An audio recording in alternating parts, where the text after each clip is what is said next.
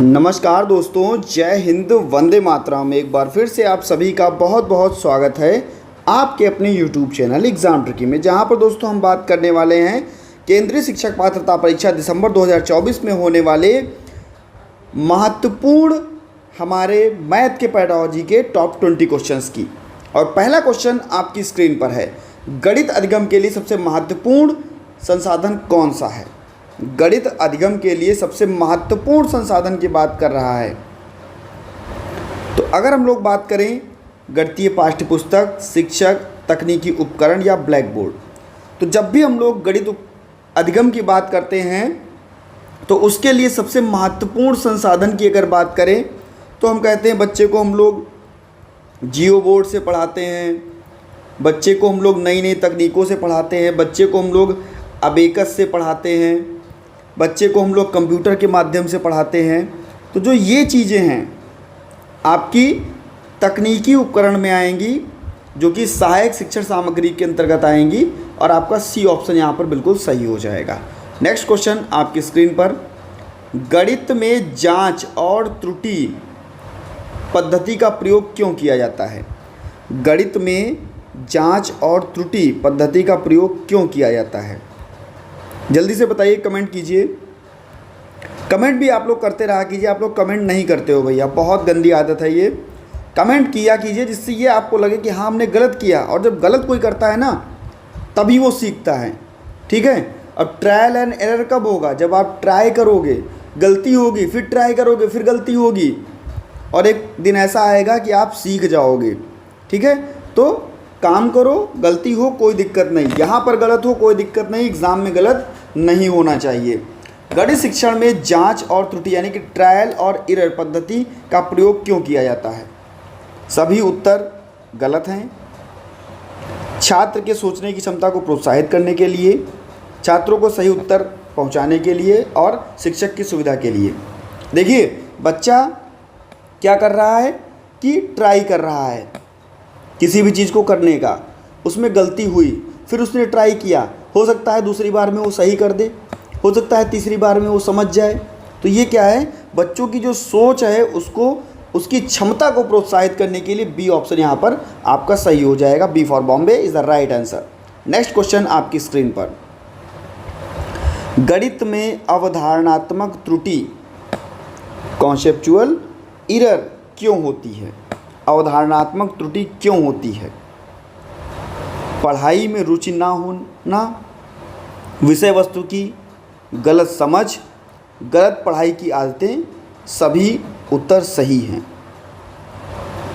तो अगर हम लोग बात करेंगे तो कहेंगे विषय वस्तु की जो गलत समझ होगी वही हमारी अवधारणात्मक त्रुटियों को क्या करती है, बढ़ावा देती है। यहाँ पर आपका बी ऑप्शन जो है वो बिल्कुल सही हो जाएगा। क्या होगा कि विषय वस्तु, किसी विषय में अवधारणा की समझ अगर नहीं है तो उसमें अवधारणात्मक त्रुटियां होंगी ही होंगी, ठीक है। तो आपका बी ऑप्शन सही हो जाएगा। नेक्स्ट क्वेश्चन आपकी स्क्रीन पर,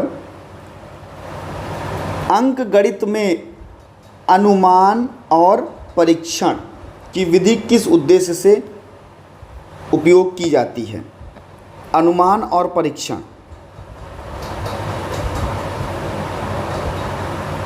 अनुमान और परीक्षण क्यों किया जाता है। जो भी उपयोग संभावित उत्तरों को परीक्षण तक पहुंचाने के लिए, समस्याओं का शीघ्र समाधान, सभी संभावित संसाधनों का मूल्यांकन, या भैया आपका गलत उत्तरों को समाप्त करना, या उपरोक्त सभी। तो ये आपके सभी हो जाएंगे। अनुमान और परीक्षण, समस्याओं का शीघ्र समाधान हो जाएगा, सभी संभावित संसाधनों का मूल्यांकन हो जाएगा, गलत उत्तरों को समाप्त करना। डी ऑप्शन बिल्कुल सही हो जाएगा। नेक्स्ट क्वेश्चन आपकी स्क्रीन पर, गणित का दैनिक जीवन में प्रयोग छात्रों को क्यों सिखाया जाता है। आखिरकार क्यों सिखाया जाता है, छात्रों को क्यों सिखाया जाता है कि गणित का अपने दैनिक जीवन में प्रयोग करो, ताकि वे अच्छे अंक ला सकें। ऐसा नहीं होता है, ठीक है, ताकि वे समस्याओं का व्यवहारिक समाधान खोज सकें। हो सकता है, ठीक है, ये वाला आपका हो सकता है, इसको हम लोग डाउट में लगा लेते हैं ऐसे, ताकि वे गणित के शिक्षक बन सकें। ऐसा कोई ज़रूरी नहीं है। ताकि वे अन्य विषयों में भी अच्छा प्रदर्शन कर सकें, ये भी आपका कोई ज़रूरी नहीं है। ताकि वे समस्याओं का समाधान कर सकें, समस्याओं का व्यवहारिक समाधान खोज सकें, बी ऑप्शन जो है वो बिल्कुल सही हो जाएगा। नेक्स्ट क्वेश्चन आपकी स्क्रीन पर, संचय का सिद्धांत किस कक्षा में सिखाया जाता है? संचय का सिद्धांत किस कक्षा में सिखाया जाता है? क्वेश्चन नंबर 6 आपकी स्क्रीन पर। तो जब हम बात करते हैं थ्योरी ऑफ एसिमुलेशन, संचय के सिद्धांत की, तो कहते हैं ये आमतौर पर कक्षा 10 में सिखाया जाता है, क्योंकि यह एक क्या है, एक उन्नत अवधारणा है। तो यहाँ पर आपका डी ऑप्शन सही हो जाएगा। नेक्स्ट क्वेश्चन आपकी स्क्रीन पर, क्वेश्चन नंबर 7, गणित में तर्क संगत यानी कि लॉजिकल थिंकिंग कैसे विकसित की जाती है? गणित में तर्क संगत यानी कि लॉजिकल थिंकिंग कैसे विकसित की जाती है? अधिक से अधिक प्रश्न हल करके, शिक्षण के दौरान सोचने की प्रक्रिया पर ध्यान देकर, गणितीय सूत्र याद करके, कक्षा में मौन रहकर। देखिए, याद करना हो या कंठस्थ करना हो, याद करना हो या कंठस्थ करना हो, ये दोनों आपके निगेटिव में जाते हैं। अधिक से अधिक प्रश्न हल करके, क्या हम एक तरीके के अधिक से अधिक प्रश्न हल करेंगे तो क्या हमारे में तर्क संगत सोच उत्पन्न हो जाएगी?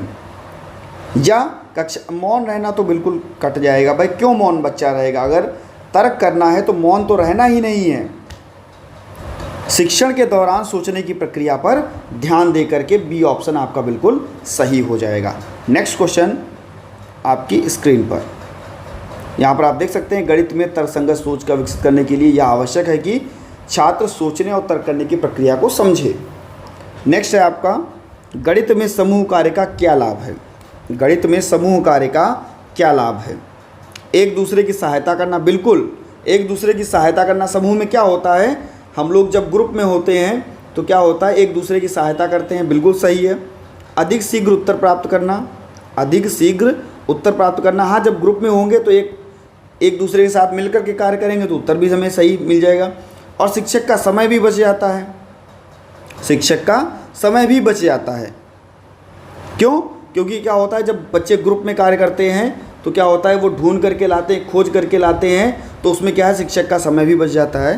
तो यहाँ पर उपरोक्त सभी डी ऑप्शन जो है यहाँ पर हम लोग सही कर लेंगे। एक दूसरे की मदद करेंगे, अपने विचारों को साझा करेंगे और तेज़ी से अपने प्रश्नों को हल करेंगे, तो क्या होगा, शिक्षक को थोड़ा कम मेहनत करनी पड़ेगी, थोड़ा कम समय लगाना पड़ेगा।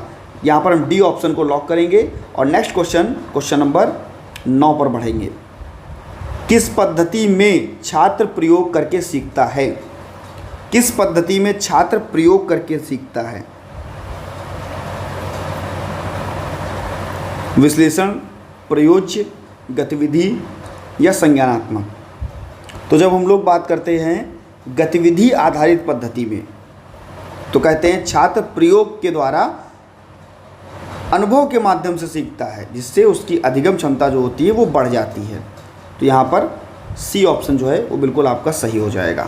नेक्स्ट क्वेश्चन नंबर 10 आपकी स्क्रीन पर, गणित में रचनात्मकता का विकास कैसे किया जा सकता है? बच्चे में गणित में क्रिएटिविटी बढ़ानी है, रचनात्मक बच्चे को बनाना है, तो कैसे होगा? नई समस्याएं देकर, पाठ्य पुस्तक पढ़ाकर, अधिक गृह कार्य नहीं दिया जाएगा, ठीक है। गृह कार्य आपका निगेटिव में जाता है, मैं ऐसे ही बताता हूँ। बोर्ड पर लिख कर, देखिए बच्चे को जब हम क्रिएटिव बना पाएंगे, जब कोई नई समस्या का समाधान करेगा बच्चा, तो नई समस्याएं उनको देंगे, जिससे वो क्या करेंगे, वो सोच विकसित करेंगे और क्या बच्चा होगा, रचनात्मक होगा, नई नई चीज़ों का समावेशन होगा, उसका समस्या समाधान ढूंढेगा। ए ऑप्शन को यहाँ पर लॉक करते हैं, A for America. Next question आपकी स्क्रीन पर, क्वेश्चन नंबर 11 कह रहा है, संज्ञानात्मक विकास किस सिद्धांत पर आधारित है? संज्ञानात्मक विकास का सिद्धांत जीन पियाजे के द्वारा दिया गया, आपको बताया गया, जहाँ पर क्या है कि बच्चों की संज्ञानात्मक क्षमताएं, गणित अवधारणाओं के बारे में बात भी की गई। तो यहाँ पर हम लोग ए ऑप्शन को लॉक कर देंगे और कहेंगे क्वेश्चन नंबर 12। क्वेश्चन नंबर 12 क्या है? गणित शिक्षण में विद्यार्थियों के पूर्व ज्ञान का क्या महत्व है? गणित शिक्षण में विद्यार्थी के पूर्व ज्ञान के क्या महत्व है? देखिए, जब बच्चे के पास पूर्व क्या ज्ञान होता है, मान लीजिए हमने कहा बच्चे से कि ए फॉर क्या होता है, तो बच्चे ने बताया कि क्या होता है, ए फॉर एप्पल होता है। ठीक है, तो हमने पूछा है अब क्या है, ए फॉर एप्पल उसको पता है, तुरंत हमने कहा है एप्पल किस कलर का, तो उसने कहा है एप्पल सर लाल कलर का। एप्पल कैसा होता है, तो मीठा होता है। अब अगर हम पढ़ा दें कि एप्पल में कौन सा विटामिन पाया जाता है, क्यों खाना चाहिए, तो ये क्या है कि वही जो अवधारणाएं उसको पहले से पता थी, उसमें हमने क्या किया कि नई चीज़ों का समावेशन कर दिया, नई चीज़ों को जोड़ दिया। तो क्या होता है, मान लो कि हमने 1 बताया बच्चे को, ऐसे ही मान लेते 1, तो हमने 1 के आगे एक चित्र बना करके बता दिया। तो अगर 1 होगा तो 1 बॉल होगा, ऐसे ही अगर उसने 2 कहा तो 2 बॉल हो गया। तो ये क्या है कि नई अवधारणा बच्चा सीख रहा है, तो ए ऑप्शन को यहाँ पर लॉक करेंगे। या गणितीय अवधारणाओं को जोड़ने में मदद करता है पूर्व ज्ञान। हमेशा पूर्व ज्ञान का मतलब ही होता है कि नई ज्ञान को, नई अवधारणाओं को जोड़ा जाए। ठीक है, बहुत इंपॉर्टेंट था क्वेश्चन। क्वेश्चन नंबर 13 आपकी स्क्रीन पर, सक्रिय अधिगम का गणित में क्या महत्व है। सक्रिय अधिगम का गणित में क्या महत्व है। छात्र अधिक प्रश्न हल कर सकते हैं, छात्र अपनी रुचि से सीखते हैं, छात्र दूसरों के जवाब को नकल कर सकते हैं, नहीं भैया, ठीक है, छात्र शिक्षक की सहायता कर सकते हैं। देखो भाई, जब सक्रिय रहेगा बच्चा, सक्रिय जब ही होगा जब बच्चा रुचि लेगा कार्य को करने में, जब बच्चा कार्य को करने में रुचि लेगा। और रुचि कब लेगा, जब वहाँ पर वो सक्रिय होगा। तो यहाँ पर छात्र अपनी रुचि से सीखता है। बी ऑप्शन यहाँ पर सही हो जाएगा। क्वेश्चन नंबर 14 आपकी स्क्रीन पर है भैया, और कमेंट सेक्शन में कमेंट करते रहा कीजिए कौन से क्वेश्चन का कौन सा आंसर सही है। और चैनल पर यदि आप पहली बार हैं, बहुत सारी वीडियोस आपका इंतजार कर रहे हैं, चैनल को सब्सक्राइब जरूर कर लीजिएगा और अपने सभी मित्रों तक वीडियो को शेयर कर दीजिएगा। वीडियो अच्छी लग रही हो तो वीडियो को लाइक करना ना भूलिएगा। जाइए लाइक, भाई लाइक करने में पता क्या आप लोग बहुत कंजूसी करते हो, नंबर 1 के कंजूस लाइक करने में। गणित में समस्या समाधान कौशल कैसे विकसित किया जाता है, ऐसा ही क्वेश्चन अभी आपको देखने को मिला। समस्या समाधान कौशल क्या फार्मूलों को याद करा करके होगा, लिखित अभ्यास करा करके होगा, कठिन समस्या दे करके होगा, या प्रयोग के आधार पर गतिविधियों का होगा। जब हम बात करते हैं अगर हम बच्चे को कठिन समस्याएं समझ, देखिए यहाँ पर अगर कठिन ना होता समस्याएं दे करके तो हम कह सकते थे यहाँ समस्या समाधान कौशल, कठिन समस्याएं क्यों बच्चे को देना। ठीक है, ये ऑप्शन आपका यहाँ पर प्रयोग आधारित गतिविधियों के द्वारा। जब बच्चा प्रयोग आधारित गतिविधियों के द्वारा सीखेगा तो छात्र स्वयं से समस्याओं को हल कर सकेगा और समस्या समाधान की जो क्षमता है वो विकसित कर सकेगा। बी ऑप्शन यहाँ पर आपका सही हो जाएगा। सामान्यीकरण यानी कि जनरलाइजेशन का गणित में क्या महत्व है। जनरलाइजेशन यानी कि सामान्यीकरण, जनरलाइजेशन का मतलब ही होता है कि नई अवधारणाओं को समझना और उसकी व्याख्या में मदद करना। तो ए ऑप्शन आपका बिल्कुल सही हो जाएगा, नई अवधारणाओं को समझने में और उसको मदद करने में। क्वेश्चन नंबर 16 आपकी स्क्रीन पर, गणित शिक्षण के लिए कौन सा दृष्टिकोण सबसे उपयुक्त है। व्यवहारवादी, निर्माणवादी, संज्ञानात्मक या दृष्टिकोण, यह आपका सभी दृष्टिकोण उपयुक्त हैं। तो गणित शिक्षण की जब बात होती है तो निर्माणवादी दृष्टिकोण की बात होती है। छात्र अपने अनुभव और पूर्व ज्ञान के आधार पर नई चीज़ों का निर्माण करता है, नई अवधारणाओं का निर्माण करता है। तो यहाँ पर बी ऑप्शन आपका बिल्कुल सही हो जाएगा। बी फॉर कुछ भी समझ लीजिए, ठीक है, बर्गर, ठीक है। नेक्स्ट क्वेश्चन आपकी स्क्रीन पर, ग्रुप डिस्कशन, गणित में समूह चर्चा ग्रुप डिस्कशन का क्या उद्देश्य है। जब बच्चा ग्रुप डिस्कशन करता है तब क्या होता है कि उसमें नई समस्या समाधान खोज की जो क्षमता है वो विकसित होती है। बच्चा अपने तर्क विचारों का क्या करता है, आदान प्रदान करता है और समस्या समाधान जो क्षमता है वो विकसित होती है। अब यहाँ पर आप देख सकते हैं ये भी कट जाएगा, ये भी कट जाएगा, गणितीय सूत्रों को जल्दी आपका सी ऑप्शन जो है वो सही हो जाएगा। नेक्स्ट क्वेश्चन 18 आपकी स्क्रीन पर, गणित में अन्वेषणात्मक विधि का क्या उद्देश्य है। छात्रों को तैयार उत्तर देना, अवधारणाओं को रटवाना। अन्वेषणात्मक विधि, इसमें क्या होता है, छात्र से प्रश्न पूछा जाता है और छात्र क्या करता है, उसकी समस्या का समाधान करता है, समस्या को खोजने का प्रयास करता है। और जब प्रयास करेगा तो उसका ज्ञान जो है वो बढ़ेगा। तो यहाँ पर आपका सी ऑप्शन जो है वो बिल्कुल सही हो जाएगा। खोज अनुसंधान के माध्यम से सीखने के लिए प्रेरित करना, सी ऑप्शन बिल्कुल सही। क्वेश्चन नंबर 19 आपकी स्क्रीन में, गणित में समस्या आधारित शिक्षण प्रॉब्लम बेस्ड लर्निंग का क्या उद्देश्य है? गणितीय सूत्र सिखाना, छात्रों को अवधारणाएं याद कराना, देखिए ये भी नहीं होगा, ठीक है। सूत्र सिखाना नहीं, छात्रों की समस्या समाधान और तर्कसंगति को विकास करना, सी ऑप्शन आपका सही हो जाएगा। क्वेश्चन नंबर 20 और इस वीडियो का लास्ट प्रश्न, मैं इसको पूरा ओपन किए दे रहा हूँ।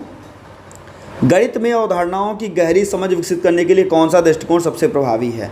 देखिए, जब भी अवधारणाओं की बात होगी, रटना नहीं होगा, व्यवहारिक गतिविधियों द्वारा सीखना, या हम कह सकते हैं बार बार परीक्षा देना, ब्लैक बोर्ड, यही होगा आपका व्यवहारिक गतिविधियों के द्वारा सीखना, बी ऑप्शन बिल्कुल आपका सही हो जाएगा। तो वीडियो अच्छी लगी हो तो वीडियो को लाइक कर दीजिएगा और सभी मित्रों तक एक बार वीडियो को शेयर कर दीजिएगा। धन्यवाद दोस्तों।